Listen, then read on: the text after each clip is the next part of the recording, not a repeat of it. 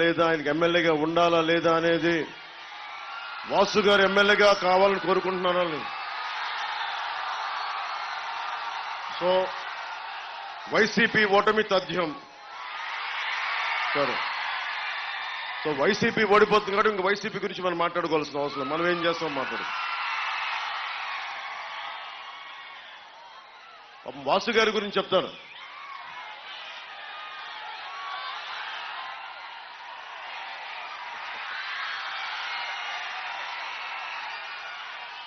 వాసు గారి ఇల్లు నెడుమరు మండలం భువనపల్లిలో.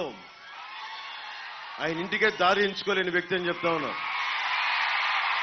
ఒక ఎమ్మెల్యే అండి సొంత ఇంటికే దారి ఎంచుకోలేని వ్యక్తి మన దారులేం పుడుస్తాడు, మన రోడ్లేం వేస్తాడు.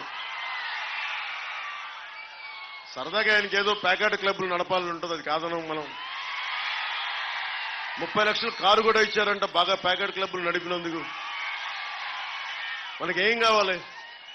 ప్యాకెట్ క్లబ్లు కావాలా, మనకి డిఎస్సి నోటిఫికేషన్ కావాలా? ప్యాకెట్ క్లబ్లు కావాలా, ఉపాధి అవకాశాలు కావాలా? వీళ్ళు ప్యాకెట్ ప్రభుత్వం ఇది. వీళ్ళకి ఎంతసేపు ప్యాకెట్ క్లబ్లు. మీరు ఆలోచించండి, ఇక్కడ ఆడపడుచులు చాలా మంది ఉన్నారు. మీరు ఆలోచించండి అమ్మా. జగన్ గారు చాలా మర్యాదగా వచ్చి అందరు నమ్మారు కదా. 2019 రోడ్ల మీద తిరిగి నేనున్నాను, ఒక్క ఛాన్స్ అంటే అందరూ నమ్మి ఓటేశారు. మీరందరూ చదువుకున్న వ్యక్తులు, మీరందరూ అవగాహన ఉన్న వ్యక్తులు. ఇందాకే అంబేద్కర్ గారి ఫోటో చూశాను అక్కడ. రాజ్యాంగం మీద ఎంతో కొంత అవగాహన ఉన్న వ్యక్తులు. కనీసం ఇంటర్మీడియట్ చదివినా కానీ మనకి స్థానికంగా మనకి రాజ్యాంగం మీద ఒక కనీస అవగాహన ఉంటుంది మనకి 10th ఇంటర్లోనే. బేసిక్గా మనం ఆలోచించాల్సింది, ప్రభుత్వాలని ఎన్నుకునేటప్పుడు మీరు సరైన నాయకుల్ని ఎన్నుకోకపోతే భవిష్యత్తు మీది, నాది కాదు. మీ దృష్టికి తీసుకొస్తా ఉన్నాను ఈ రోజున. రోడ్లు వేయటం ఇవన్నీ పక్కనే. ఎవరైనా ఏం ఆలోచించాలి 5 సంవత్సరాల తర్వాత అంటే మన భవిష్యత్తు. అక్కడ చిన్న బిడ్డలను వేసుకొని ఉన్నారు. అక్కడ దారి పొడవుతో చిన్న బిడ్డలను భుజాల మీద పెట్టుకున్నారు. ఎంతమందికి తెలిసి రాష్ట్రంలో ఈ రాష్ట్ర ప్రభుత్వం పాలనలో 5 ఏళ్ల పాలనలో నాడు నేడు పథకం ద్వారా స్కూల్స్ అభివృద్ధి చేశామని వైసీపీ నాయకులు చెప్తున్నారు. మీరు ఎన్ని స్కూల్స్ అభివృద్ధి చేశారో లేదో మాకు తెలియదు, కానీ పేకాట, మద్యం మటుకు, ఇసుక దోపిడీ మటుకు చాలా అభివృద్ధి జరిగింది. జగన్ నాయకత్వంలో ఈ ప్రభుత్వం ఎయిడెడ్ కళాశాలల్ని, ఎయిడెడ్ స్కూల్స్ ని మూసేస్తుంది. ఈ ప్రభుత్వం 4709 పాఠశాలల్ని మూసేసింది. ఈ 5 ఏళ్ల కాలంలో స్కూల్ మానేసిన విద్యార్థులు 3,88,000 మంది విద్యార్థులు స్కూల్ మానేశారు. 5 సంవత్సరాల నుంచి 18 సంవత్సరాల వయసున్న విద్యార్థులు, ఇది మీరు చాలా జాగ్రత్తగా వినాలి. 5 సంవత్సరాల నుంచి 18 సంవత్సరాల వయసున్న విద్యార్థులు రాష్ట్రంలోనే ఆంధ్రప్రదేశ్లో ఒకళ్ళు కాదు, ఇద్దరు కాదు, 62,000 మంది విద్యార్థులు చచ్చిపోయారు. ఇది ఎప్పటికీ బయటికి రాదు. ఇది 62,000 మంది విద్యార్థులు మృతి చెందారు. 5 సంవత్సరాల నుండి 18 సంవత్సరాల వయసు బిడ్డలు. ఏ రోజు కూడా జగన్ దీని మీద ప్రెస్ మీట్ పెట్టలా. వీరి అనారోగ్య సమస్యలు ఏంటి, పౌష్టికాహారం లోపం వల్ల చనిపోయారా, ఇంకేదైనా ఇతర ఇబ్బందులు ఉన్నాయా అని కనీసం హెల్త్ సర్వే చేయించలేదు. దీని మీద ఒక్క ప్రెస్ మీట్ పెట్టలేదు. చివరికి జగన్ ఎలాంటి స్థాయి వ్యక్తి అంటే పిల్లలకిచ్చే చిక్కీ కవర్ల మీద కూడా 67 కోట్లు దోచేసిన వ్యక్తి. ఎమ్మెల్యే వాసు గారేమో పేకాట క్లబ్లు, జగన్ గారేమో చిక్కీల మీద కూడా 67 కోట్లు దోచేసిన వ్యక్తి. స్కూల్ పిల్లలకిచ్చే నోట్స్ మీద చిన్నప్పుడు నేను కూడా స్కూల్లో చదువుకున్నాం. ఎవరు అట్టలు వేసుకోవడానికి బాగుంటుంది మనకి స్కూల్ అట్టల మీద, స్కూల్ పుస్తకాల మీద ఎవరు అట్టలు ఉంటే ఇన్స్పైరింగ్ ఉంటుంది. ఒక భగత్ సింగ్ పుస్తకం ముద్రనుంటే బాగుంటుంది, అంబేద్కర్ గారి ఫోటో ఉంటే బాగుంటుంది, మహాత్మా గాంధీ గారి ఫోటో ఉంటే బాగుంటుంది. నోట్బుక్స్ అట్టల మీద.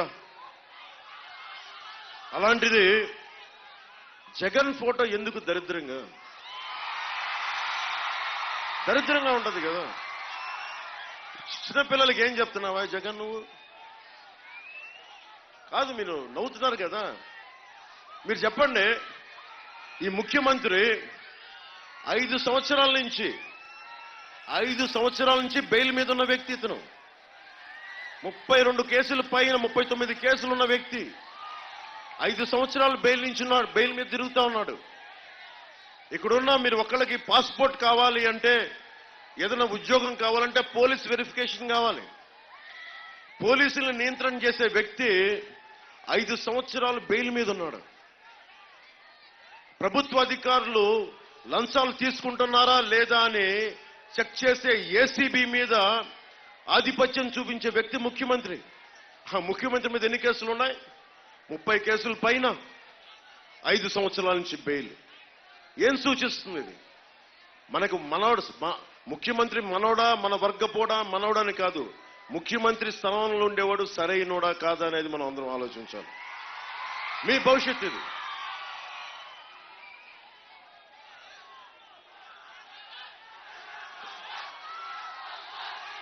మీకు ఒక్క క్షణం ఆపితే మటుకు మీ గోల మామూలు గోల కాదు.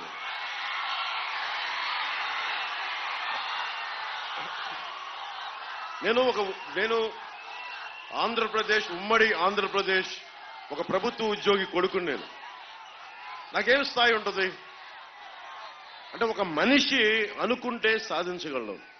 నేను పార్టీ ఎందుకు పెట్టానంటే, ఇందాక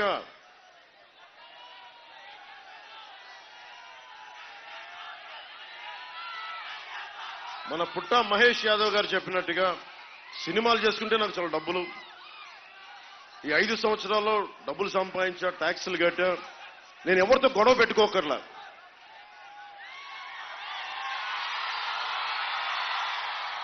ఎవరితో గొడవలు పెట్టుకోకర్లా, సజ్జల గారి చేత మాటలనిపించుకోకర్లా, జగన్ గారితో మాటలనిపించుకోకర్లా.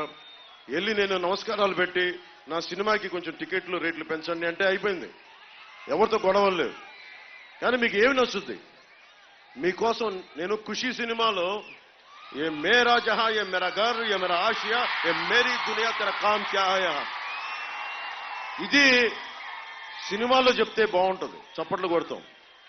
కానీ నిజ జీవితంలో చెయ్యాలి అంటే ఎంత కష్టమో మీరు నన్ను చూస్తా ఉన్నారు. ఆ సినిమాలో చెప్పిందే చేస్తున్నా. ఆ రౌడీ గ్యాంగ్ ఏం చెప్తాను, ఇక్కడ నీకేంట్రా పని, ఇక్కడ నీకు మా కాలేజీలో ఏం పనిరా నీకు, నువ్వెవడరా మా కాలేజీలోకి రావడానికి? ఒక విద్యార్థి తాలూకు కోపం అది. ఈ రోజు నేను అదే అడుగుతున్నా, దోపిడీ చేసే రాజకీయ నాయకులు మీకేం పని ఇక్కడ? నువ్వెవడో మా జీవితాలను డిసైడ్ చేయడానికి? నువ్వెవడివి నేను రోడ్డు మీదకి రావాలా లేదని చెప్పడానికి? నువ్వెవడివి? ఈ కోపం లేకపోతే సమాజంలో, ఈ ఆలోచన లేకపోతే చచ్చిపోతాం మనందరం. మనం ఎన్ని మహాత్ముల చరిత్రలు చదివినా, ఎన్ని అంబేద్కర్ గారి నుంచి చదివినా, మళ్ళీ వెళ్ళి క్రిమినల్స్ భుజాలను పెట్టుకుంటే మళ్ళీ నాశనం అయిపోతాం. మీరు అనుకోవచ్చు నాకు అవసరం ఏముందని.